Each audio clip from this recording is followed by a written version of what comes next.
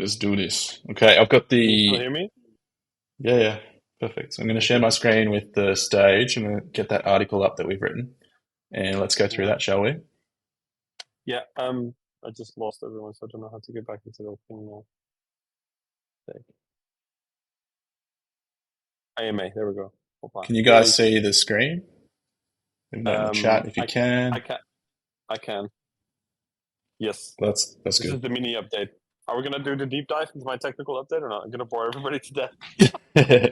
I think you'll bore everyone to death, but how about let's go through the Medium article, and then when you feel appropriate to jump in and give more technical details, you can do that. I see 21's entered the chat. 21, I want to say to you personally, I am very sorry that we are late, and I do realize that we have delayed things several times, but please take this from me in all earnestness that I'm doing my absolute best. So apologies. Okay, what is happening here?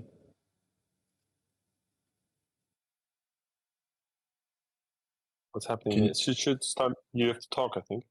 yeah, yeah, yeah, but like I was having some glitch on my screen.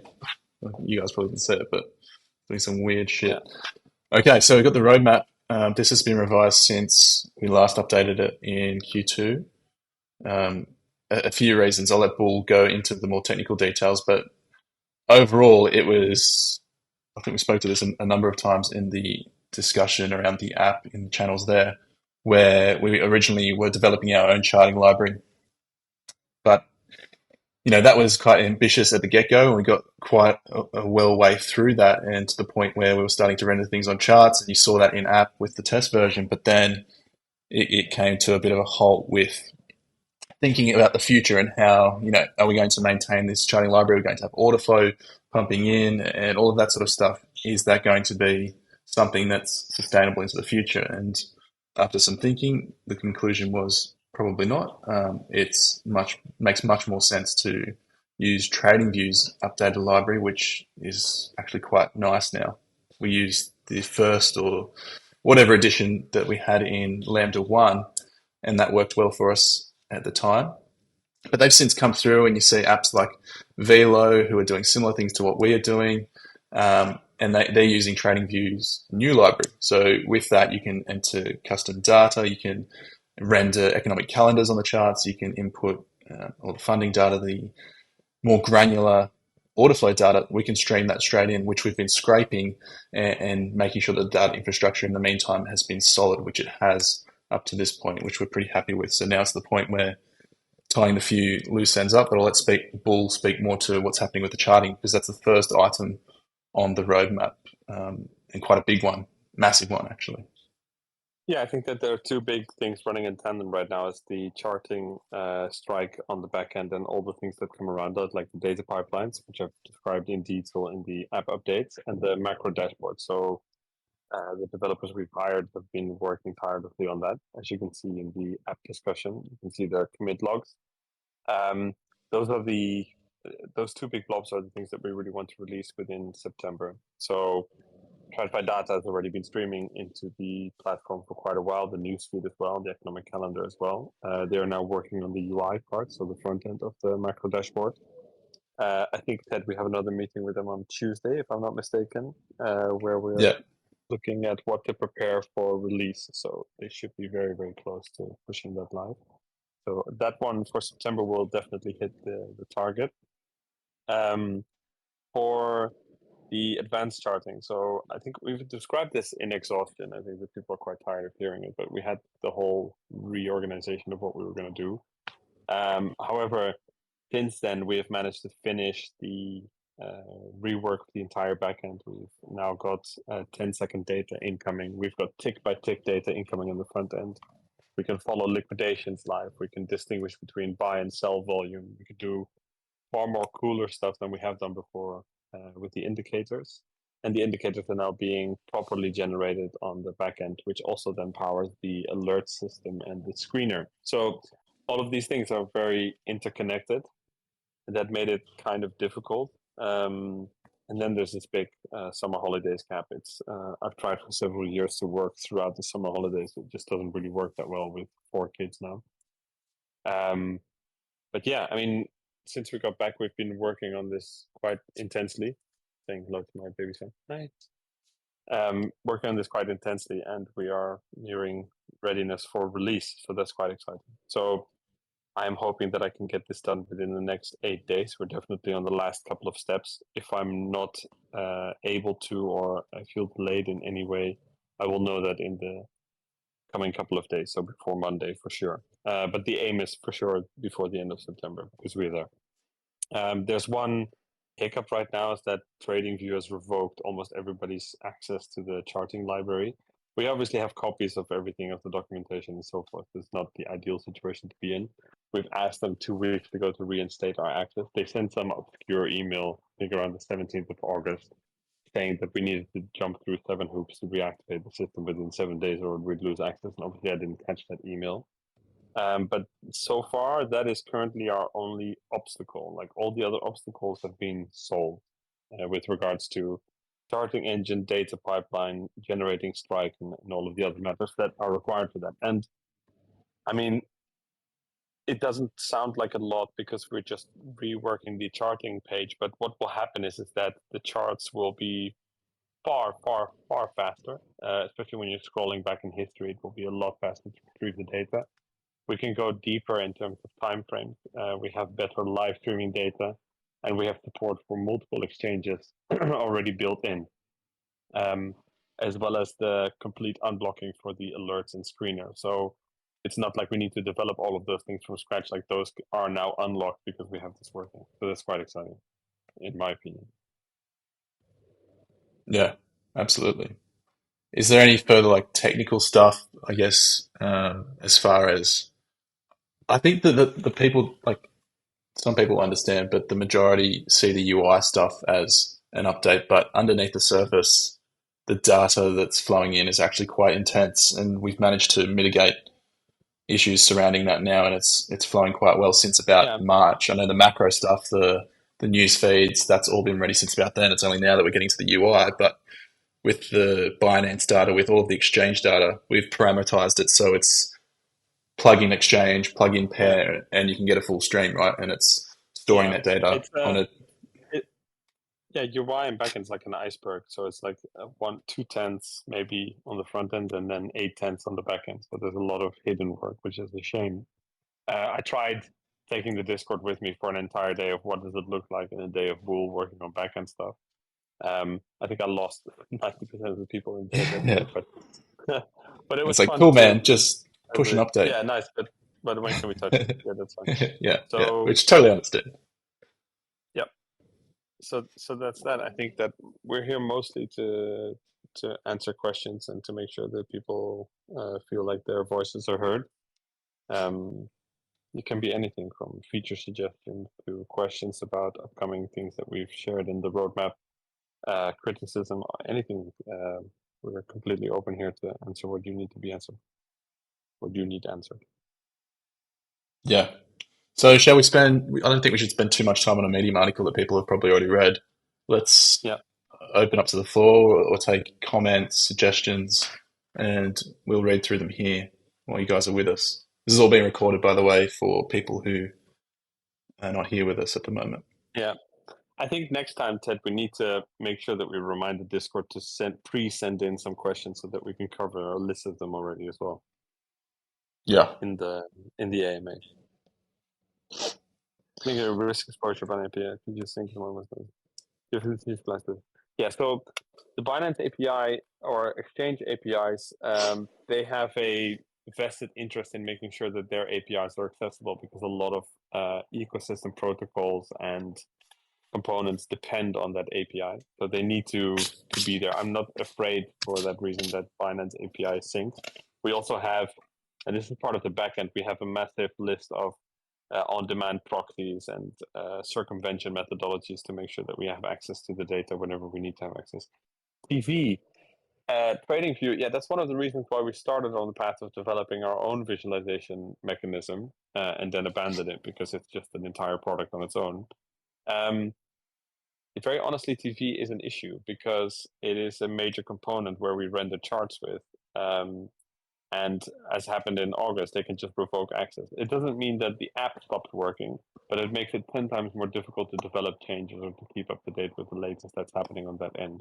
Getting access back to it, I mean, I've been a premium customer of TradingView for a couple of years now. They know me, I know them as well. I've been in their Discord. I've helped people build indicators for stuff. Like it's not like we have a bad relationship with them, but I do find it worrying that they can just revoke access. Although it doesn't impact the app, it impacts development. I hope that answers your question, John. Yeah. Also, at the moment, it is a risk. At the moment, there's a lot of dependencies on TradingView. There's just about everything that plugs into crypto has some kind of charting component. At the moment, decentralized apps, you've got traditional data feeds. They're in cahoots with the CME. They've got a monopoly on charting Yeah. in terms of financial products. So, if they were to go down, disappear, that's probably the lowest probability at the moment. The thing we're worried about is revoking access. But I like to think Yeah, I'm we've got a bit of a name, and we've been actually, like, since we launched Lambda, we've been in quite good contact with them, up until we so, thought we'd do our own thing. So picking up the yeah, pieces. just to explain how it wouldn't impact the app. So the charting library is a standalone piece of code. They cannot remotely revoke that. So you have those files in your application, and then that runs the charting. We don't use any of the TradingView APIs or data feeds. So there we have no dependencies. We get exchange data and financial data straight from the source. Yeah. In terms of traffic, that's very well built towards the exchanges. So the exchanges don't even see that it's a single entity. They see it as multiple users using the system through many reverse proxies. We use a service provider called, what was it again? To check with the backend dev. The is on. 1 second. I think it's WebShare. Is that maybe what's called a WebShare? Yeah, WebShare we use. So have a look at webshare.io. We route all of the requests through these proxies, and it makes it look like 17,000 households are gathering data from exchanges instead of us. So and that's a bit more detailed explanation. Obviously, if you want to know more, open a ticket, and I'm happy to explain it in detail. Yeah. I guess the important differentiation between going and using TradingView versus Lambda is that Lambda is curating the data feeds in the back end, and then we're feeding it through uh, a front end rendering process that shows you the chart. It's not hooking into TradingView, getting all of the data from TradingView, and then showing you the chart. We've got all of the data stored in our back end and actively updating that in real time, and then we're rendering it with TradingView's charting library. It's not a back end and front end reliance on TradingView. It's purely what you see in front of you, just the front end layer, taking our data and then showing you the chart. So, okay, I think one of the notes I've made for myself is just I think it would be good at some point if we had some infrastructure overview in the documentation, just to show the Yeah, systems that we're running and what we're running. yeah. We could show like like DBs Yep. through to data scraping, Yeah. etc. Yeah. Yeah, and it also makes people aware that they can actually request this data, so you can have access to this information that we've gathered over time. Yeah. And the beautiful thing about this is that, we've got our charting component and analysis that you can do in a web browser, but also I want to talk about other things that we can do, like something in your pocket with Telegram and opening that up to a whole new level Yeah, of you've been working accessibility. quite a bit on that. Yeah. It's quite insane what you can do with Telegram, to be honest. Yeah, It's opening my eyes to what we can do with Lambda, especially once we get this alert feed live in the web app, and then it's going to be insane yeah, what we can do. yeah. Because I'm quite for excited. some of you will remember that we already have chart rendering from the app into Telegram. There, we have alerts working in the app. We have all of these things that can feed towards Telegram. I do think very much so, and this was our vision from the beginning, is that we should have a pocket companion for Lambda, especially if you can register on certain pairs that you're interested in. You receive alerts for those, and you can execute trades from your phone for those, whilst using the main dashboard to keep track of your trades and look a bit deeper. I think that makes a lot of sense. I mean, I was using it back in the day. I think it was late 2022 when we had just finished that feature quite a lot to get in and out of Sol at the right times. And I was sharing my P&L cards on Binance, I think around that time was last year, the last 2 months. And I think it jumped up within a month to like 67 or 68%. And I was purely using the alerts in my pocket and then executing trades based on the charts that I was receiving in Telegram. So that does really work. Yeah.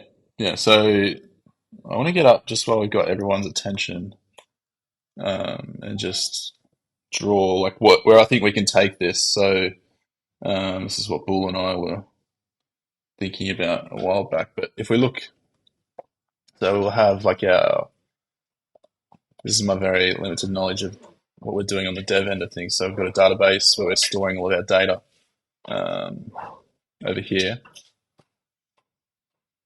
Very rough, Bull, so don't critique me too much. So we've got scrapers from Exchange. We've got the news feed. We've got macro data, all going into our database from these workers that live out here.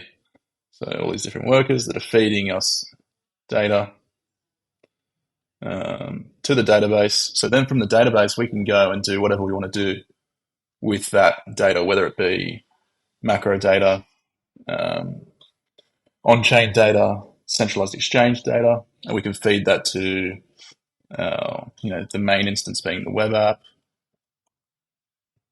here. That's going to be our main point of call for most users. But when we want something in our pocket, we can also go from the database straight to, say, a Telegram bot. Oops. Okay, thanks for joining us, Paul L. A Telegram bot. You guys can see this clearly, right? I'm just speaking to myself. Yeah. And we can do whatever we want to do with this data in our database. So the data in the database has been the key hurdle to overcome and to get right. It starts firing it off to wherever we want to use it. So that's, I guess, been the core of what we've been working on for the last couple of months.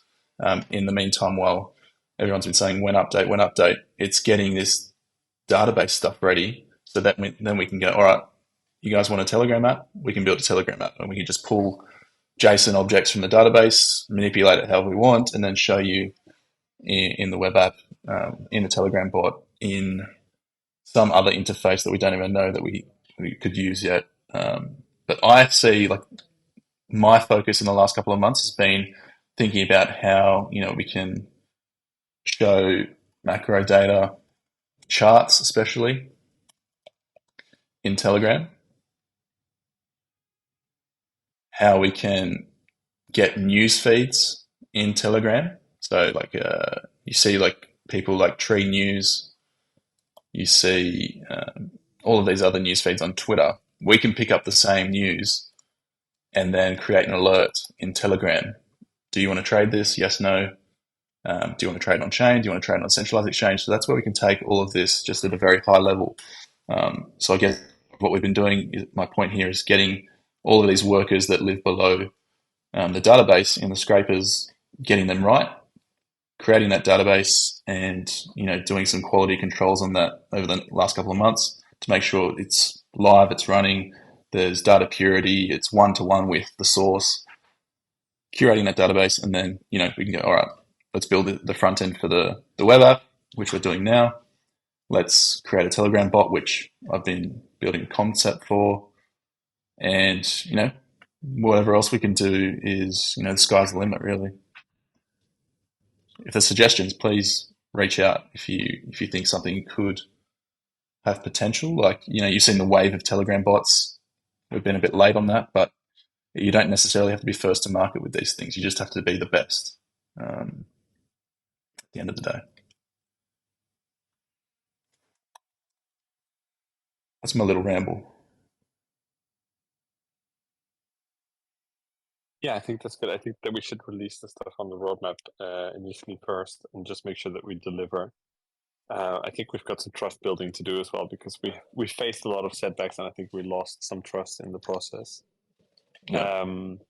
Which is sad, but it's a reality. And you can either sit down and sob about it, or you can move on and make sure you release. And then as soon as we release, it's people forget about it, and then it's time to surprise. I think not promise, but surprise people with stuff like this. So that's why you've been working on it. That's why we've been working on it. So we want to get this ready. Yeah. Forex pairs be available in Lambda. I think that everything is ready for any base quote pair, and the whole database system is ready for this stuff. So the only matter is where do we get this forex data from? And it's so widely available. I don't see why not, Lucas H. Yeah, exactly. It will definitely be available. It's the thing with the differentiates crypto data and traditional finance data is that most of the traditional finance data is behind paywalls.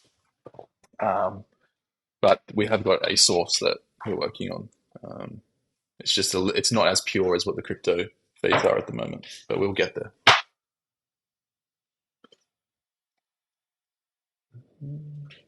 Um, Bigger hurdles we've overcome.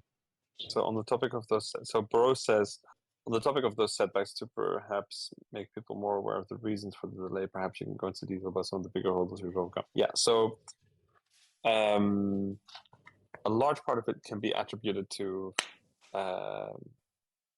bad architectural choices, but they were not obviously bad from the beginning, from the get-go. We saw a mechanism to improve the charting a lot, which allowed us to render stuff like liquidations and more complex things that we couldn't render before. And then we went on a big. I can show you the amount of code that went into developing that, which is enormous.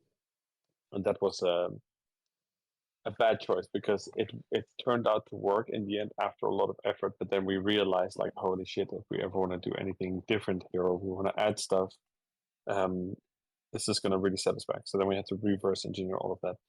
Then we had to reverse engineer basically the data platform, because we started to run into limits that we hadn't come into across. So before, we were mostly pulling data at an interval from exchanges, which worked perfectly fine. But if you want to keep more than 200 base quote pairs concurrently available within the database, we started running into massive issues. So we needed to change the way that we were getting data, which is building this big WebSocket listener library, which listens to all the exchanges on a trade by trade level, and then have an aggregator which aggregates those.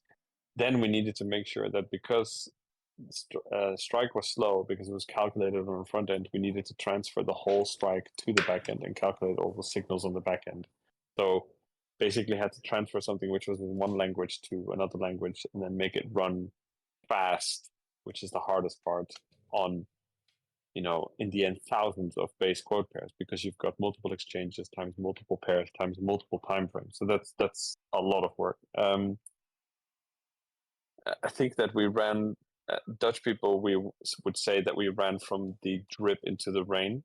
So things just got a bit out of hand. And then we just put our heads down, we hired more people, and we overcame it by A, hiring more, B, making sure that we just worked to get those things done, and C, making sure that the infrastructure was ready for all the plans that we had ahead of us. So we sat down, we stopped, we looked at everything that we needed to build, and then we re-engineered the whole thing from the ground up. So the Lambda you will be experiencing in the coming months will gradually and then quickly be a completely different Lambda than you've been experiencing so far. So it's annoying because it's a long time, and like weeks very quickly turn into months, which is a scary thing to look back on. But I'm quite happy now that we've regained a bit of a rhythm, and with the more help that we've hired to get this out. So, bros, I think that answers the topic a little bit. I think it's a combination of 1,000 cuts that made a death.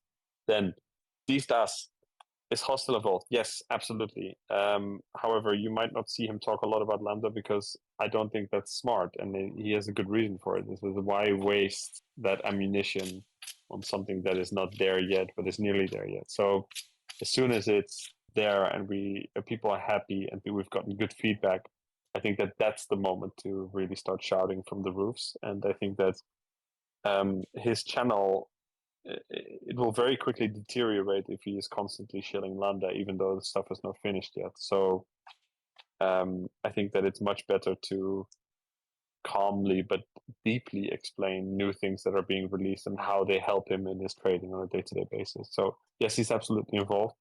I think that he's far too busy to be in Discord every day and talking to people. He's also working with us on a lot on, for example, Telegram trading stuff and so forth. But yeah, I mean, if you want to talk to him, just tag him in the Discord, and then we'll remind him that people have asked questions, and then I think he'll answer. We talk to him every day, for your information. So Ted and I are in a messaging group, and we chat from morning till afternoon. Yeah. Into the evening. Leo, Talking about, yeah, I explained that. I think that Ted wrote that, but what he meant to say is that it opens possibilities to improve tokenomics should we get there, but it doesn't necessarily mean that we have a tokenomics change planned, right, Ted?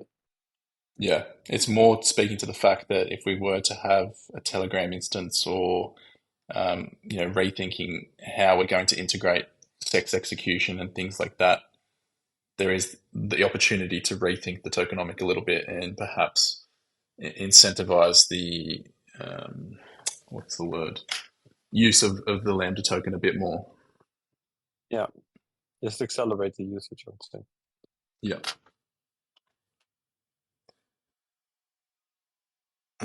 Don't forget you announced the contract. You did that a month or two ago, didn't you, Paul? Sorry, what? You announced the contract, Okay. the Lambda Oh, contract. Yeah.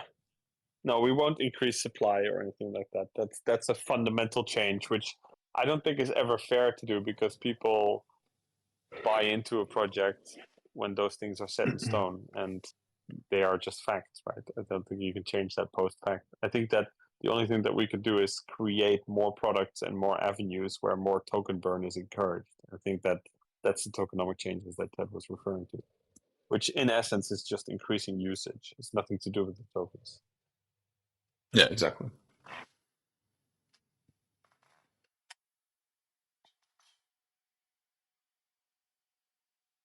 Yeah. Okay. Chat, have any more questions?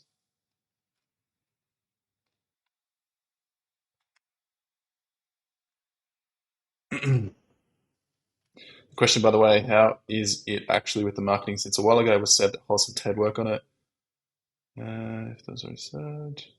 The marketing, like we just said, for me and for Hoss as well, it doesn't make sense to ram Lambda down people's throats right now, but it does make sense when things are ready and live and people are giving us awesome feedback, which is inevitably going to happen once you see the fruits of what we've been working on over the last few months. So I guess the answer to this question is when the charting update and the screener is live, when we've got the macro dashboard there, you're going to be seeing on my feed, I know on my feed personally, I'm going to be using that a lot in my Twitter content. And if I make a YouTube video, it's going to be there as well. I don't have much time to do YouTube anymore, but on Twitter, you'll definitely see me posting, what I think about what's happening in macro this week or what happened in crypto. We've got news feeds, we've got economic calendars, we've got charts. It's all going to be there and easy to create content around. So that's the main thing that's been missing from a marketing standpoint. It's, yeah, you can show the good, cool signals, the good signals from Strike at the moment, but it's missing that versatility, I guess, of having a news feed, having the macro dashboard, talking about all these different things that are happening. And the point of Lambda in the first place, why Bull and I created it, was because we wanted to have one app where you could look at macro, look at crypto, look at the news feed, look at how rates are going to be moving in the US, prediction markets, all these different things in one single app. So we're moving towards that. And when it is ready and live, it's going to be quite easy to market. Yeah, educational content as well. With the update, there's going to be a revamped documentation that Hoss and I have been working on behind the scenes as we've been moving along. That will be the Strike algorithm. It will be how to use the news feed, how to move around things on the macro dashboard. It's actually quite cool how you can customize the dashboard um, to your liking. So if you want to see inflation data, you can look at that. If you want to see data out of the US, you can see that. If you want to see Europe only, you can see that. It's quite customizable.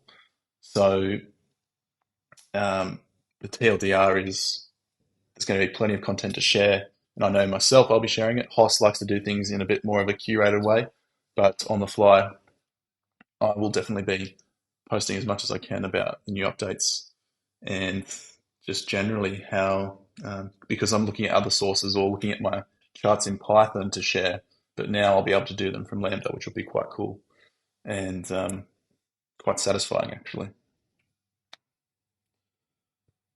Landing page is live. Yep, I just put it live. Nice.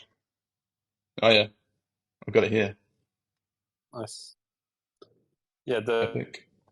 the designer fixed that issue that we asked him to fix. So that's good.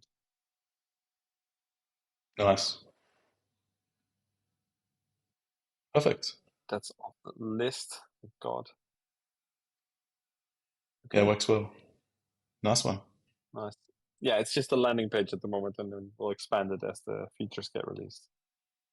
Yeah, I really like the animation. Yeah, it's funny how a simple thing adds an effect to the site. Yeah. Okay. Okay, so that's done. Then,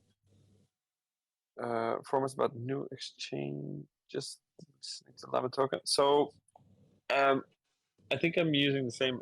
So the issue is there's a fixed supply, and if you have an exchange, we have worked with exchanges before in much deeper senses, and they always ask for a large upfront commitment of tokens, which then come under sell pressure, or they want a large liquidity, or we need to pay them an enormous amount. And the other thing is that it dilutes the available liquidity in the market. So I think that um, for the moment, and especially in this market, there's no benefit in uh, the token trading on an exchange. I think that the only benefit is a very short-term lift benefit that it attracts a lot of new eyes to the project. That's the only reason why we would ever consider it. However, we're very happy currently that it's on Solana and that's quite concentrated in terms of market, so that's good. Yeah. And people love to shit on Solana, but I'll talk to all of them when there's the next bull run because they're about to be blown away, I think. Yeah. Also, exchanges can do whatever they want with it as soon as they've got a monopoly of the supply. They can create a perp if they want to. If it's in their interest, they can essentially dumping on you as soon as they get that Mar- supply. Maria is here. Hey, Maria, I hope you're well. It's good, so good to still see you here. I'm very happy you survived the whole crypto cycle and everything. 21, I completely agree. We should do this more often. Yeah. Um, Yeah. Like 21 says. Fun fact is Maria is one of the only people I've ever helped on the phone with Lambda. And Fastan because he lost his wallet or something. There was a wallet compromise or something like that. So yeah, it's very very sweet of him. Maya's been around since day number one, I think. Yeah, day one. Yeah, it's incredible. Really, like how do you? And also, I think that he knows the father of my ex girlfriend. I think in the Netherlands. But yeah, Oh, what? That's crazy. yeah, yeah. Well, Actually, he the was a Netherlands is photographer. pretty Anyway, small. yeah, it's very small. Yeah. Still crazy. I go. Okay, so I think Bros can answer that question, but I don't think he can talk because he's at work. He says I'm really looking forward to do a TB for NFT release. It, yeah, What do you mean with a T?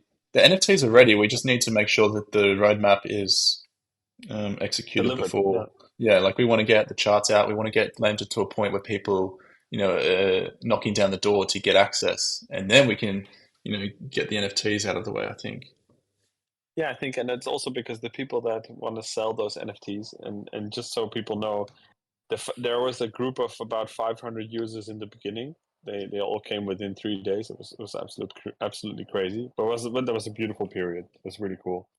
Yeah. And they got lifetime access because those are the first 500 members to the application. And in order to thank their endured contribution and presence and good vibes, we decided with Bros and Habibi to create an NFT for them that if they would ever be willing to sell their lifetime access, that they could do that. So that would be the ultimate thank you to them. It's not in any way a sale or a float or anything that we want to offer on the public market. It's purely a thank you to the initial 500 users that we had on the platform. So Yeah, yeah, Habibi and Bros have really worked hard on that project. They've prepared it all, and with great frustration, they've had to sit and wait for us to finally finish the full feature release. But we agreed with them that it would be better timing also for the foundational members if the whole new stuff is being released and everybody is happy with it, and then they can sell in a market with our willing buyers and so forth. Around how many users is it currently? Oof, I need to check that. The last thing I checked was around at any given time there could be about 5,000 people using it, but I'm not entirely sure. I will have to do. There's different database tables for different types of users, so I'd have to collate them all. But it's below 10,000 and above 4,000 for sure. Flow. Are there also some NFTs left for bigger token holders? No, I'm afraid this is foundational only. But if you want to sweep a floor once the dust is settled, then be our guest. I think it will be an interesting economic challenge, and you'd have to know about usage details and so forth. yeah. Yeah, loads will just keep them though. I think. You never know. I'd like to think so. I think the moment that the subscription timer comes on, and then people have to renew their subscriptions, and they're like, "Oh, yeah, I really like using it, and it's really helping me, and it's net profitable for me. But damn, why do I have to pay the subscription? Isn't it easier if oh look, I can sweep an NFT for lifetime access?" Then they'll do it, most likely. Yeah, yeah. There's a question about multi-chain token. That is always potential as far as going Lambda ETH, Lambda Yeah, Sol. but But the okay, but mechanics of that. let technically what you need to do if you want to keep, so the way that it works is that you would need to be the mint authority of that token on Ethereum. You would need to have a bridge whereby you can store tokens that are being bridged on the Solana side and then mint them on the ETH side. And if they're being bridged back, you need to burn them on the ETH side and then release them on the Solana side, I think. Or you burn them as well on the Solana side. So I'm not. I know you cannot burn them on the Solana side because you need to release them. So the supply will be there. It will be quite complex. And given that it's quite a low supply, I'm not sure how it would help. Um, but Yeah. there's multiple solutions for this, and if it ever gets to that stage where we definitely want to expand to ETH or whatever, and I've experience in developing on ETH, it's a fucking nightmare. Like, why the But hell there's would I all, pay $4 for a swap? I don't understand that. It just does not I do not comprehend it. but there's also the opportunity for like a synthetic bridge where, you're attracting liquidity from ETH, but not necessarily on ETH. The beauty of Yeah, bridges like Wormhole, you can get cross chain pretty easily without a significant fee. So yeah, there's yeah, always that. yeah. We just need to build the app around. The thing that I could see would be enabling access from an Ethereum wallet. That would be an eventual end goal to attract all chains, but auto bridging funds from ETH on our end, and facilitating that process to get Yeah. people on ETH into Lambda. There's workarounds. That's yeah, There's workarounds as well, right? So there is, let's say that somebody's logging in with the ETH wallet and they don't like to be on Solana, but they like to be on ETH, and they have ETH in their wallet, and they need to use ETH to buy membership or to burn for trading or whatever. Then we could collate that ETH and then in a given time period transfer it over to Solana and then use that to buy bases or Lambda and then burn it. yeah, yeah, exactly. Tiredness. Better to implement direct fiat payments on the front end, surely. Um, yes. However, you will find it very, very hard to find a fiat integration where you don't have to go through immense KYC in order to do this. And I Yeah, think that that's the issue. We have I been mean, looking into it. There's one called OnRamper, but they, they aggregate fiat payment systems. So they'll go through Binance if that's the best option, or they'll go through all of these different other ones. But the issue is you have to plug in an email address, you have to KYC, and go through a process like you would on a centralized exchange. So yeah, it works, I don't but know. do people want to go through that process? Not because of the KYC worries, but because it's such a pain in the ass. I think this is a problem in crypto that hasn't really been solved yet either. Like just a decent legal, regulatory compliant fiat on ramp. Yeah, it's a difficult one. Yeah,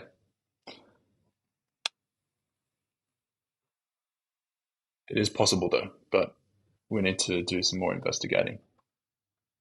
Ibo, is it possible to write you a DM? Who do you mean you?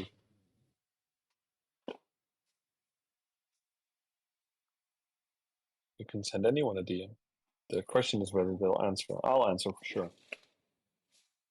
Yeah, tickets are the best. Yeah, tickets are. Yeah, we're on. What are we on? Ticket number 1009 at the moment.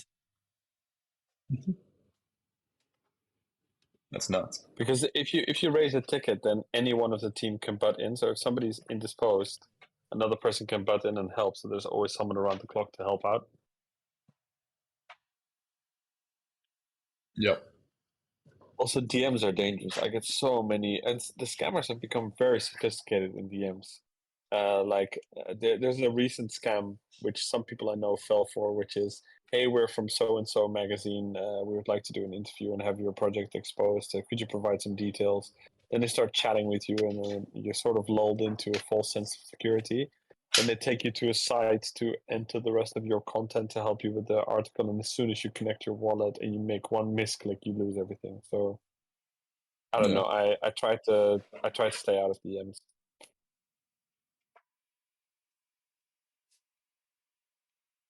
Yeah, I agree, Neo-J. The delivery of advanced charting, that's what's is most important at the moment. Yep.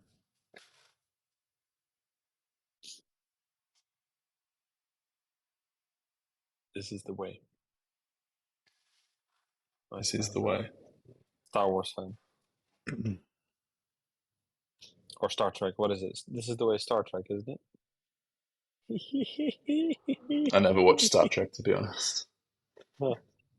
Star Trek's the one with Obi-Wan Kenobi, right?